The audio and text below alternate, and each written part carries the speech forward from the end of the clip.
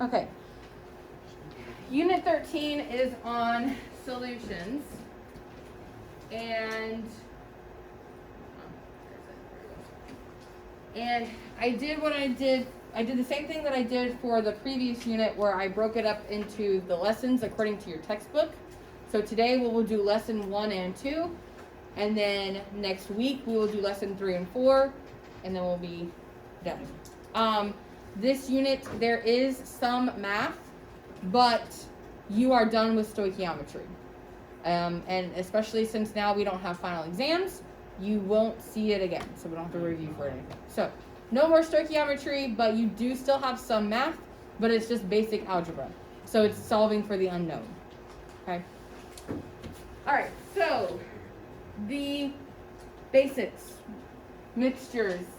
So mixtures are exactly what they say. They're a mixture between two or more substances. You have a heterogeneous mixture, or you have a homogeneous mixture. So the prefix hetero means different.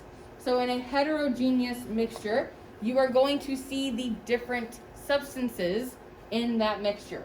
So a heterogeneous mixture is not blended smoothly throughout, and the contents, or the two or more substances, are easily separated.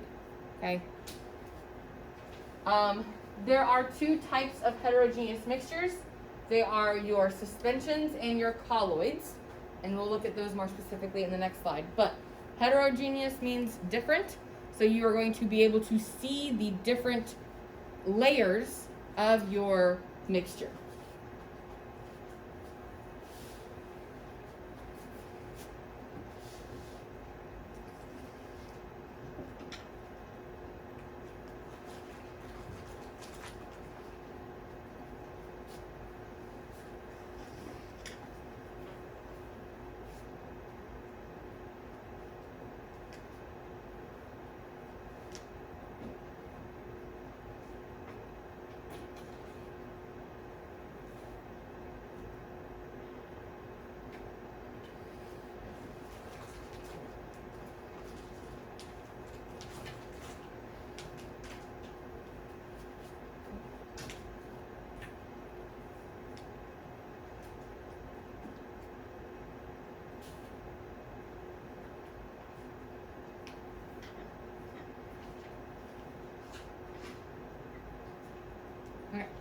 So, suspension versus a colloid. So, they are both heterogeneous mixtures that can separate, that you can separate the substances. The difference is how well or how easily those substances can be separated. So, a suspension is going to be a mixture that the particles can easily settle out, or that they can easily be separated. Okay? So, your suspension, a couple examples include muddy water, salt water, and a mixture of oil and water. So anything where if you leave it out, after a few minutes, those two things are going to separate. A colloid is going to be a little bit more difficult to separate, but it can still be separated. It's just going to take a little bit more time. So these are the substances where you have to leave them out for hours or days, but eventually the two substances, the two things that make up the mixture, or two or more substances, will eventually separate. So your examples of your colloids are milk, mayonnaise, and blood. If you leave those things out for a long enough period of time, the individual substances that make up that mixture will begin to separate. Okay? So suspensions are very easily separated. Colloids they're going to take a little bit more time, but they are going to be able to be separated. So these are both heterogeneous mixtures that are going to look different. You're going to be able to see the different layers. It just depends on how much time you give it to separate.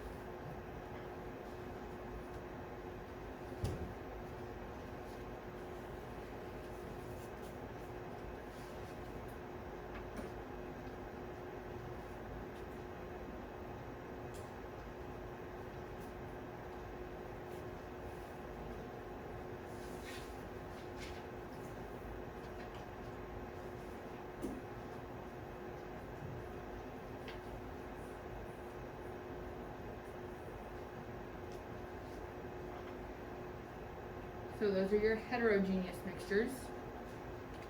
So the other type of mixture is your homogeneous mixtures. So the prefix homo means the same. So these are going to be the mixtures where the entire mixture looks the same throughout. So these are going to be your very well blended mixtures. Okay? And these are not going to be able to be easily separated. You have your solute and your solvent. So you guys are going to have to know the difference, how to determine which is the solute and which is the solvent. So the solute is the substance that is being dissolved. It's usually going to be a solid, and it's usually going to be the smaller of the two amounts. Your solvent is usually going to be the liquid. It is the thing that is doing the dissolving. So it's usually going to be the liquid, and it's usually going to be the larger of the two amounts. Okay? So a solute is going to be something that is dissolved inside of a solvent. Water is known as the universal solvent because it does a really good job, because it is a polar substance. It does a really good job at dissolving most compounds, especially if those compounds are polar themselves. So if you are given a situation and asked to pick out which one is the solute and which one is the solvent, if the scenario talks about water, then water is always going to be your solvent. Whatever is dissolved inside the water is your solute.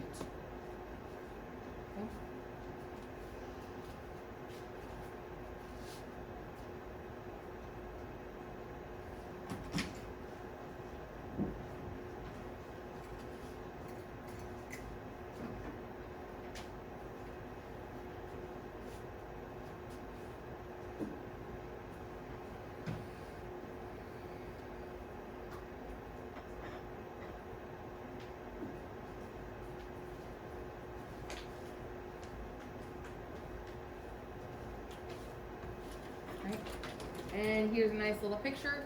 So your solute is usually the solid, the smaller of the two amounts, being dissolved inside the solvent, which is usually the liquid, which is usually the larger of the two amounts. Okay? So make sure you know how to determine which one is the solute and which one is the solvent. Okay, so a couple of vocabulary terms that you need to know are soluble versus insoluble, and miscible versus immiscible. So soluble is if you have a solid that is dissolvable in a liquid. So those are usually going to be your solid drink mixes. So you have your Colloid, or you have those little drink packages that you like put in a water bottle and you shake it up. That is a soluble substance. That is a solid being dissolved in a liquid. If you have a solid that is not dissolvable in a liquid, then you have an insoluble substance. So insoluble is if a solid is not able to dissolve in a liquid. That is an example of sand in water. So if you put sand and water in a container, that sand is going to float to the bottom, and the water is going to stay on the top, and they're not going to be able, that water is not going to be able to dissolve the salt. Sand. And then we have miscible versus immiscible. So miscible is if we have two liquids that are easily dissolvable in each other. So this example is your food coloring in water, or any other liquid that can be dissolved in water, or another liquid.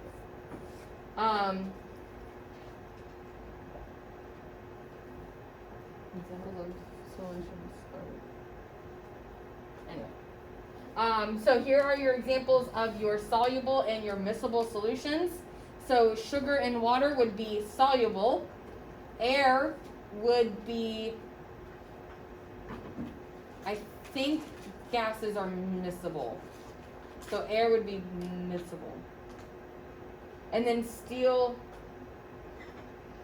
is alloys, so you have to heat them up so they become liquid, and then when they cool, then they become the metal. Bless you. So these are all soluble and miscible solutions. A immiscible solution would be oil and water. So oil and water are both liquids, but they are not going to mix. If you leave them alone, they will separate. So that is an immiscible solution. Yes. So make sure you use the correct terminology to determine if something is soluble versus insoluble, and if it's miscible versus immiscible. Okay?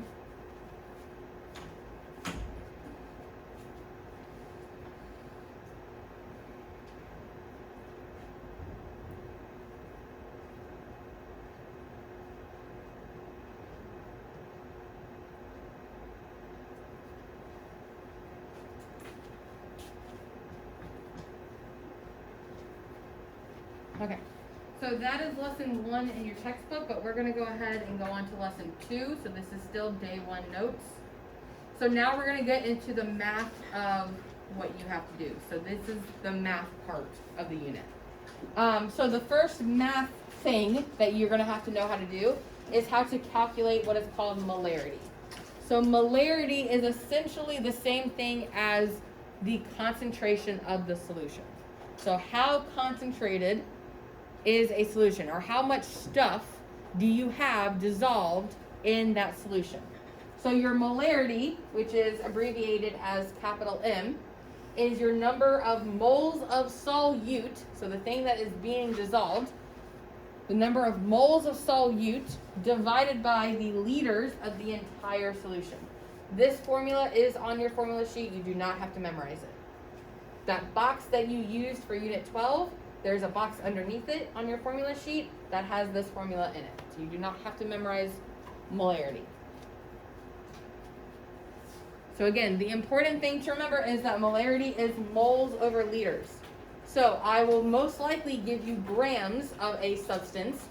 You have to convert it into moles of that substance. And then if I give you milliliters of your solution, you have to convert it into liters. And then you divide your moles divided by liters to get your molarity.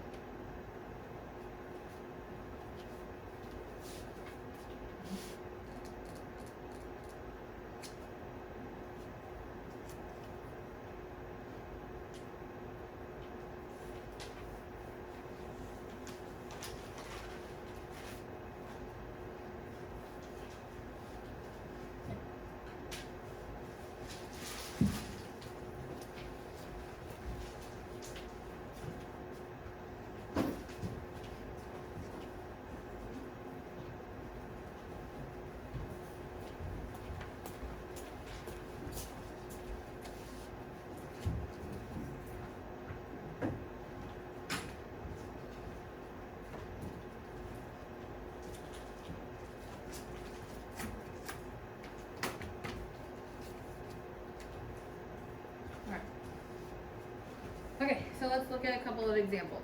So, number 1, what is the molarity of an aqueous solution containing 40 grams of glucose and 1.5 liters of solution? So, you have that molarity, which is capital M, equals your number of moles divided by your liters. So you have to make sure that you have moles over liters. So we have 40 grams and we have 1.5 liters.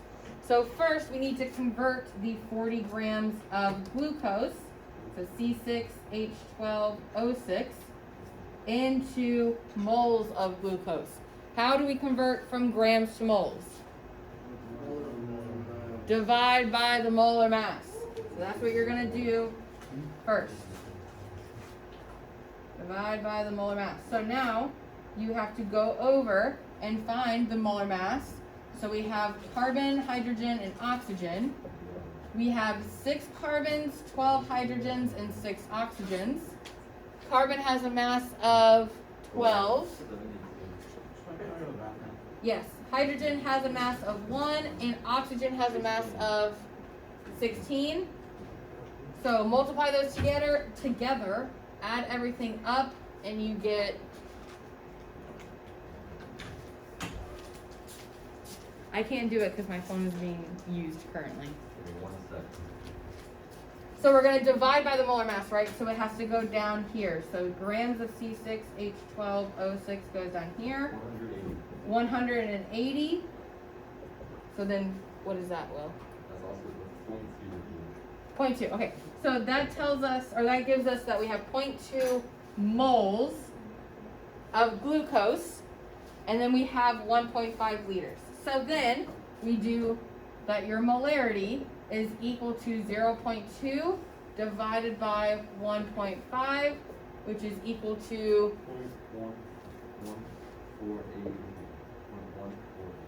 0.148. Okay, and then, so this is our answer, 0.148, that's our concentration, but we need our units. Our units of molarity are capital M, so this is our answer. That is the molarity of that solution. Yes, please.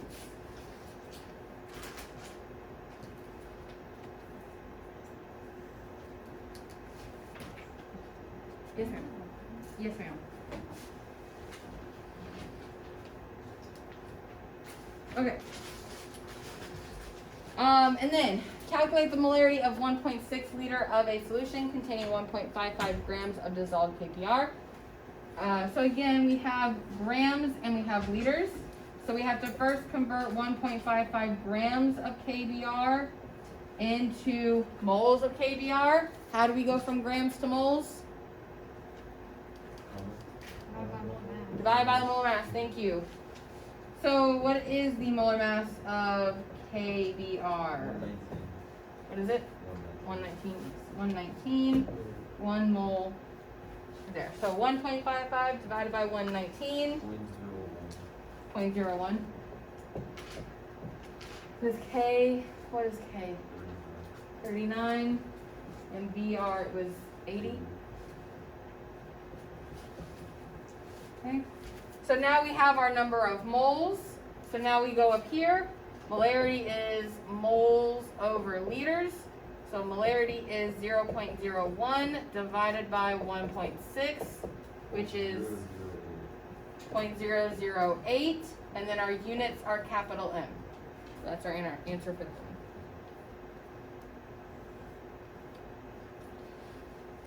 one. Make sure you realize that you have 3 numbers in your formula. I could ask you to solve for any of those.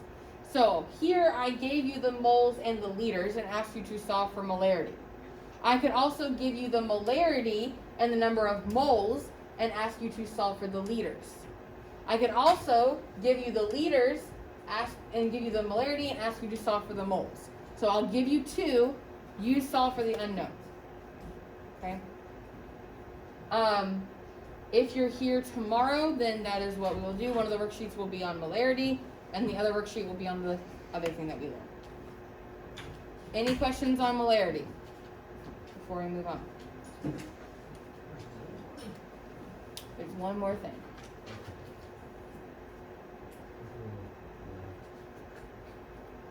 Okay, the next slide has the work on it, so I'm going to go ahead and erase this so that we can. So the next slide is just showing you the work on how to do that. Okay. All right. The second math thing that you need to know are called dilutions. So dilutions is basically, the formula is showing you how to dilute a highly concentrated solution to make it a less concentrated solution. Why is this important? Because when you go to college, if you take chemistry in college, depending on what major you have, you might take a chemistry class in college. And then if you do, it will have a lab associated with that class. If you take it at the university level, you will have a class of like 400 people, okay? And your lab will have about like 30 to 40 in one like tiny little lab, okay? So you have all these students trying to do the same lab at the same time, and not possible, so they have it staggered. Anyway, so if you have an experiment, let's say that the experiment calls for this concentration of a solution. So what's going to happen is the lab technician or the lab assistant for that professor is not going to sit there and make 400 solutions for each kid to do the same experiment. what they're going to do is they're going to make what's called a stock solution. And that stock solution is going to be highly concentrated. Highly concentrated. What a stock solution is, it's a giant container that the lab technician is going to make, and he's going to put it in the middle or in the corner. He's going to put it in the lab room. And then when you go to do your lab with your lab partner, you're going to walk over to the stock solution, take a little bit out, take it back to your lab station, and you are going to dilute it. And you're going to turn it into the less concentration that you need for your experiment. Okay? So what you're going to have to do is you're going to have to use this formula. Your M1 is always going to be the larger of the two molarities. Your M2 is always going to be the smallest of the two molarities. And you're always going to solve for your M1. So these two numbers are for your stock solution, and these two numbers are for your experiment. Okay, so this is the information about your stock solution. This is the information about your experiment that you have to do in the lab with your lab partner. This is the molarity of your stock solution, so it's going to be the larger of the two. You have to find the volume of, can someone go open my door, please? You have to find the volume of your stock solution that you have to go get and turn it into the volume of the solution that you need for your experiment. And that solution has to have a smaller molarity than what you started with. Okay? So I could give you, or this is what I'm going to do. I'm going to give you these three numbers, and I'm always going to ask you to solve for this one. So you're always solving for V1. Okay?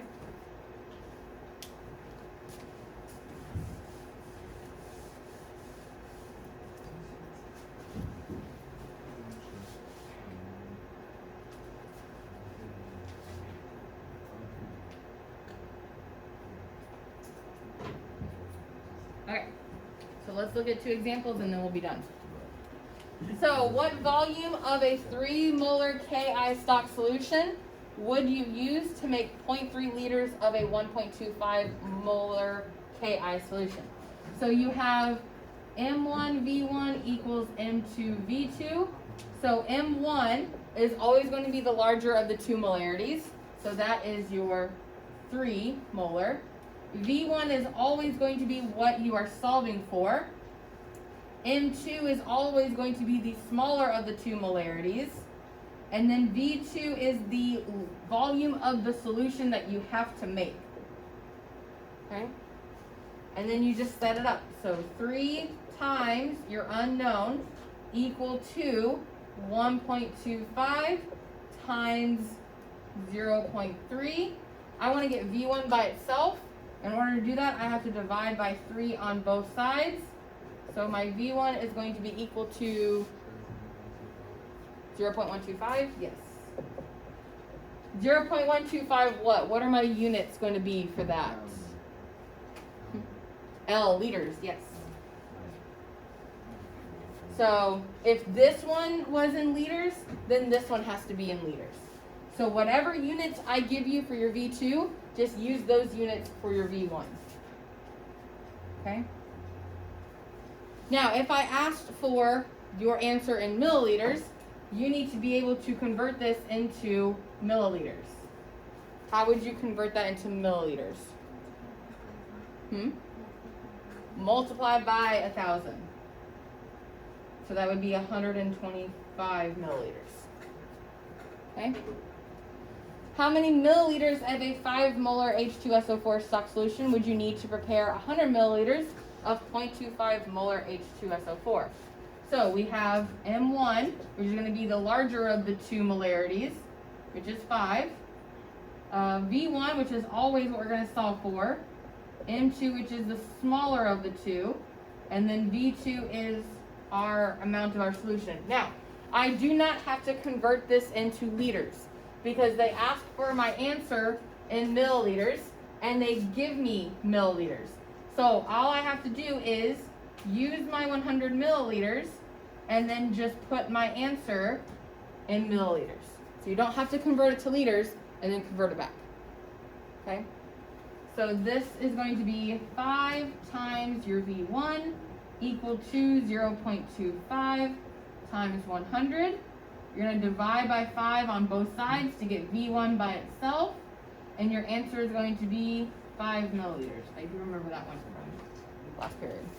Yes, Nico? Wait, why do you multiply 1,000? If I asked for your answer in milliliters. Oh. So if you do this problem, because I gave you liters here, the answer that you get here has to also be in liters. But if all your answer choices are in milliliters, you need to be able to convert between liters to milliliters. But if I give you V2 in milliliters, then you would just transfer the milliliters to your answer, and you don't have to convert. Okay? Okay. Any questions on either molarity or dilutions? Okay, so that's it for today. We will do, if you're here tomorrow, we will do worksheets. If not, we will do them when you get back.